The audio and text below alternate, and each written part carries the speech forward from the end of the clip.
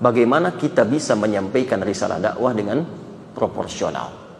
Maka dalam konsepsi proporsional ini, kepada orang tua sentuhannya tadi selalu akhlak.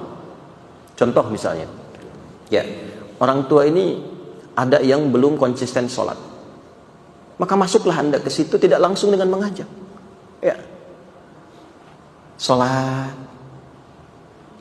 sunnah tingkatkan. Orang tua tidur misalnya, tergantung usia ya, Anda bangun, sholat, bermohon dulu dengan berdoa kepada Allah Subhanahu Wa Taala. Ya, minta melembutkan hati orang tua. Kalau keras hatinya, minta melembutkan dulu.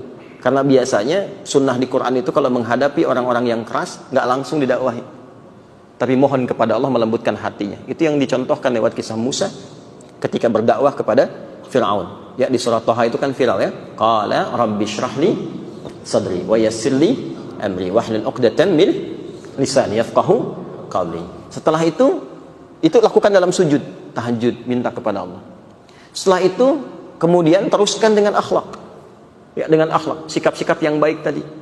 Orang tua misalnya sering banyak diperhatikan, ditanya kabarnya, dimasakin yang baik-baik. Kalau sakit kemudian dirawat. Lakukan seperti itu. Itu yang kedua. Sampai kemudian orang tua merasakan satu perubahan. Begitu merasakan satu perubahan, dia pasti akan bertanya. Dia pasti akan bertanya, apa yang menjadikan kamu sangat perhatian begini? Anda jawab, ucapkan terima kasih Pak, sudah merawat saya sampai sekarang. Saya tidak bisa balas baktinya. Saya tidak bisa membalas dengan apapun perhatian Bapak dan Ibu kepada saya sampai dengan saat ini.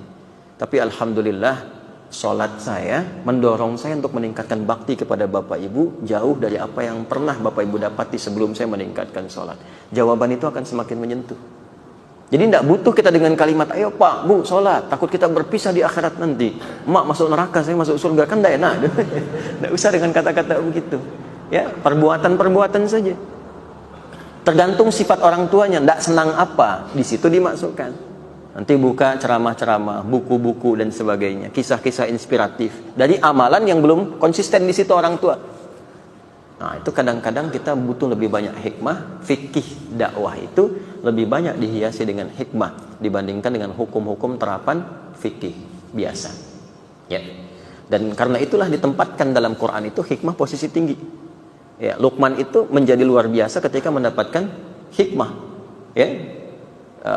Wa may yu'tal hikmata faqad utiya khairan katsira. Di Quran surah ke-2 Al-Baqarah di ayat 267 sampai ayat 269. Siapa yang diberikan hikmah oleh Allah, maka dia telah mendapatkan pemberian yang sangat tinggi.